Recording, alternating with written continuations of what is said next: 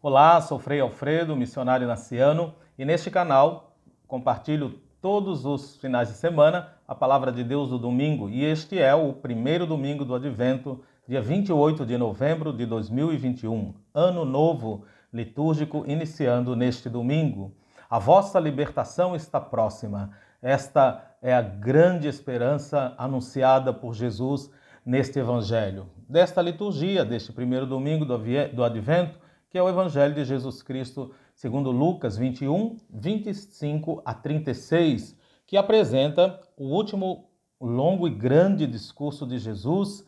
E neste longo discurso de Jesus há uma introdução cujo propósito não se compreende muito bem, mas toda a fala de Jesus é uma resposta a uma pergunta que os discípulos lhe fizeram quando o mestre anunciou a destruição do Templo de Jerusalém.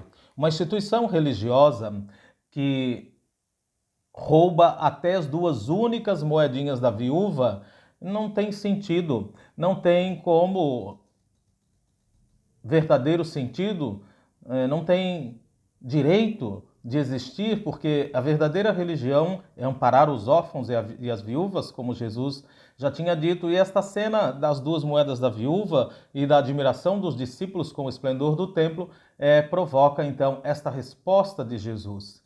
Jesus está respondendo à pergunta dos discípulos diante deste anúncio, dessa destruição de Jerusalém, do templo de Jerusalém.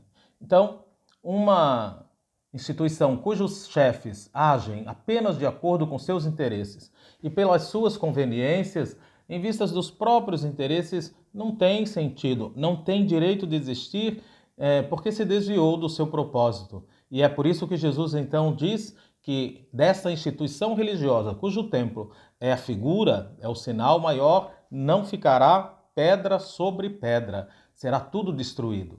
Então, ao invés de cuidar e apoiar os pobres, os marginalizados, pelo contrário, essa instituição e os seus representantes são mantidos por causa desta exploração, justamente dos mais frágeis, dos mais débeis, como a viúva. Ao invés de comunicar vida, essa religião tira a vida. E por isso mesmo, então, é uma instituição que, para Jesus, não tem direito de existir. E por isso, ainda que os discípulos, estranhamente, estejam admirados com o esplendor do templo e de tudo isso que ele significa, porque Jesus já havia denunciado que fizeram da casa do seu pai um covil de ladrões, que são ladrões e assassinos. Mesmo assim, diante desta admiração dos discípulos, Jesus diz: esta instituição, o templo, vai ruir, vai ter o seu fim. Portanto, é diante deste anúncio que os discípulos lhe perguntam, então, quais serão os sinais de que isso está para acontecer? A destruição.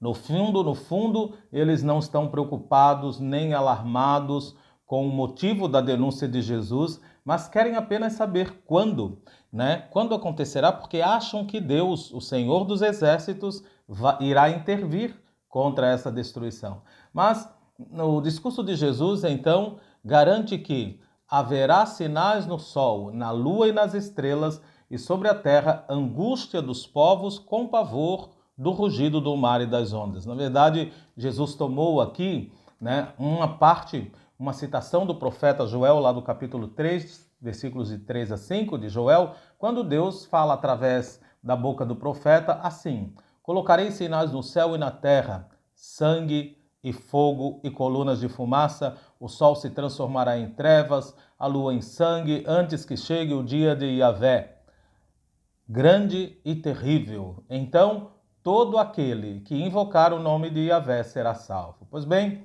será salvo porque se voltará apenas para Deus como Senhor de todas as coisas e não para aqueles que, através do poder, se colocaram no lugar de Deus no céu como intrusos, como divindades, como os astros dos céus, imperadores, generais, reis, etc., vão ter o seu brilho, quer dizer, o seu poder será apagado e cairão como as estrelas do céu. Jesus está dizendo que aquele sistema de poder e esses poderosos que o representam terão um fim.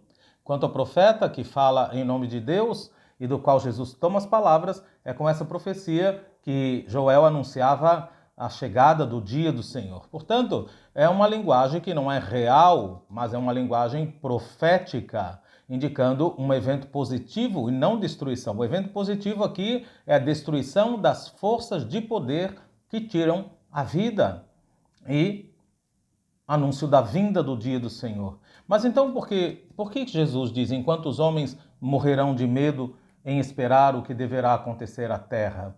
Porque tudo aquilo, então, que parecia eterno, quer dizer, os impérios, os seus imperadores e os poderosos e os sistemas de poder político, bélico, econômico e até mesmo religioso, tudo aquilo que parecia estável e duradouro, o que parecia verdadeiro e sagrado, de repente não é mais. Foi desmascarado e terá o seu fim, porque quiseram tomar o lugar de Deus. Lembro aqui então Santo Agostinho, que concluía quando pensava no declínio do Império Romano, que havia chegado a hora do fim do mundo, porque era inimaginável pensar um mundo sem a força, o poder e a estrutura do Império Romano. Que fique então muito claro, o anúncio de Jesus não é uma ameaça de destruição do mundo, de fim do mundo, como tantos sempre pensaram ao ler essa passagem e outras semelhantes. É um encorajamento à comunidade cristã, à comunidade dos discípulos, um encorajamento para que esta comunidade sinta esperança. Ali quando Jesus avisa que todos esses poderes aparentemente gigantescos, indestrutíveis, eternos, todos têm pés de argila e cedo ou tarde entrarão em colapso, cairão. Então, o anúncio de Jesus é esse. As forças do céu serão abaladas. Quer dizer, aqueles que pretendiam, a condição divina, que se colocavam no lugar de Deus, que usurparam o lugar de Deus, eles sucumbirão, serão destruídos, cairão. Na carta aos Colossenses, São Paulo vai indicar quais são esses poderes. Veja bem, como tronos, dominações, principados, potestades, todos em relação ao poder. Portanto, são esses intrusos do céu que de fato serão derrubados, serão derrotados, serão apagados aí na imagem do sol que vai perder o brilho, da lua, de sangue, das estrelas que cairão. É o mesmo que, em outros termos, São João escreve lá no início do seu evangelho, no seu prólogo, dizendo: a luz brilha nas trevas. Por quê? Porque com o anúncio da mensagem de Jesus, todas as falsas divindades revelarão o que de fato são. São falsos deuses, falsos poderosos, que começarão a cair, um por um, a despencar, porque afinal o céu é o lugar de Deus e não é possível que coloquem-se no lugar de Deus para fazer justamente o oposto do que Deus faz, que é gerar a vida, criar. E os que querem usurpar o lugar de Deus, então, são intrusos, chefes das realezas, das instituições que pretendem ter a condição divina, e são esses intrusos dos céus que de fato serão derrubados. Esses poderes, então, essas forças que Jesus menciona, na verdade, serão todos ameaçados e terão o seu fim. Por quê? Porque arrogaram para si a condição divina e começarão a ser abaladas, então, essas forças. E aí Jesus continua dizendo: e então verão o Filho do Homem virá numa nuvem com grande poder e glória. Mas quem são esses que verão? E aqui a gente percebe que Jesus fala no plural e não no singular.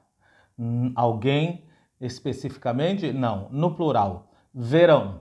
É por isso que não se trata, então, de uma catástrofe anunciada que diz respeito à humanidade com destruição do fim do mundo, mas se trata de uma catástrofe que diz respeito, sim, a todos os sistemas de poder que exploram a vida do ser humano, que exploram e destroem a criação em nome dos próprios interesses e conveniências. Quem verão? Aqueles que antes queriam estar como deuses no céu, por causa do poder, da ganância, da sua força destrutiva. Eles verão.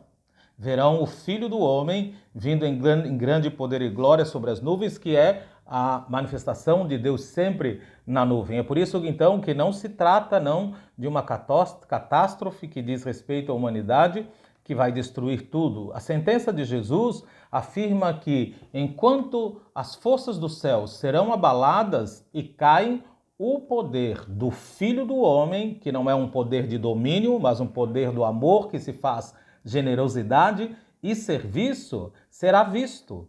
Verão, inclusive por todos aqueles que haviam pretendido a condição divina tomar o lugar de Deus. Eles verão, eles também verão. Será visto o poder do Filho do Homem, o poder do amor, do serviço. Então, na verdade, Jesus apresenta esta boa notícia, cheia de esperança, quando diz: quando essas coisas começarem a acontecer, levantai-vos e erguei a cabeça. Isso significa, vocês reconquistarão a sua dignidade, porque a vossa libertação está próxima. Levantai-vos e erguei a cabeça, porque a vossa libertação está próxima. Portanto, a mensagem de Jesus não tem o objetivo de amedrontar ou ameaçar.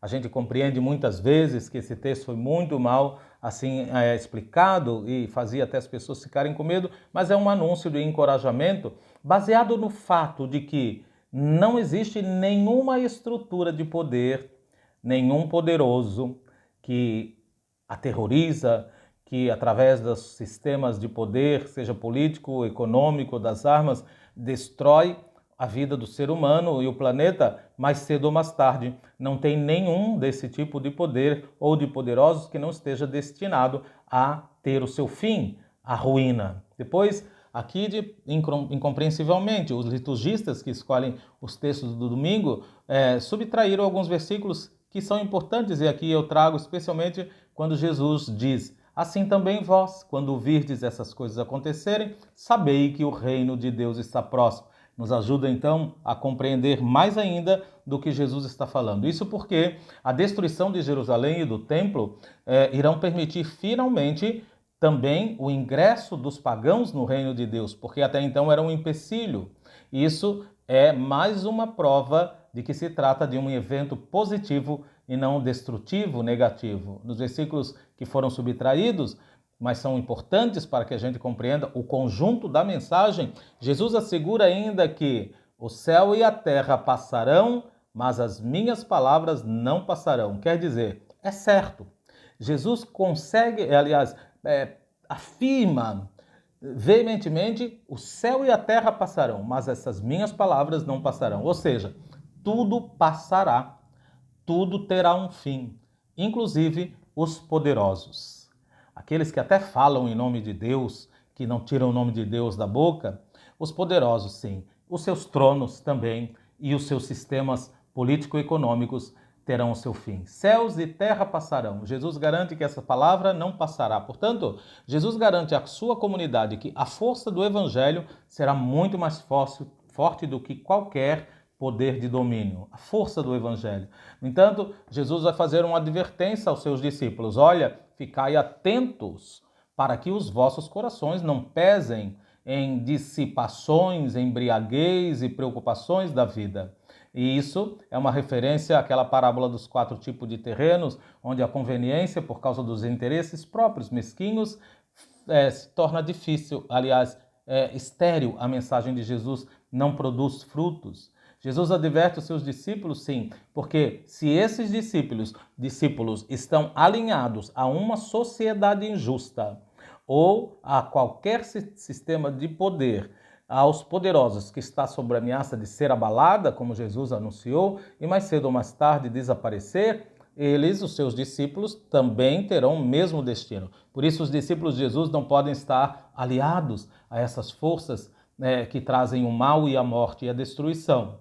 É por isso, então, que Jesus faz esse alerta aos seus discípulos, que este dia não caia como um peso de repente sobre vós, como uma armadilha. Na verdade, ele vai cair sobre todos os que habitam na face de toda a terra. Portanto, o que Jesus diz à comunidade é: olha, ficai atentos, não vos conformeis com esta mentalidade deste mundo que é a mentalidade baseada no egoísmo, no interesse próprio, no domínio. Caso contrário, assim como todos esses poderes e poderosos estão destinados a sucumbir, assim também a comunidade corre o risco de ter o mesmo fim e o mesmo destino. Ficai atentos, vigiai. Finalmente, Jesus lança o convite: vigiai.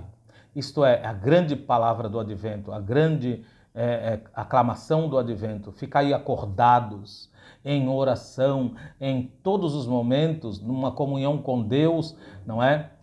Para que tenhais força para escapar de tudo isso que está para acontecer e para comparecer diante do Filho do Homem, literalmente em pé diante do Filho do Homem. Então, na verdade, esta mensagem é uma mensagem de grande encorajamento para a comunidade, para que a gente não desanime diante, às vezes, de forças tão grandes, tão poderosas, de sistemas que parecem indestrutíveis, impenetráveis.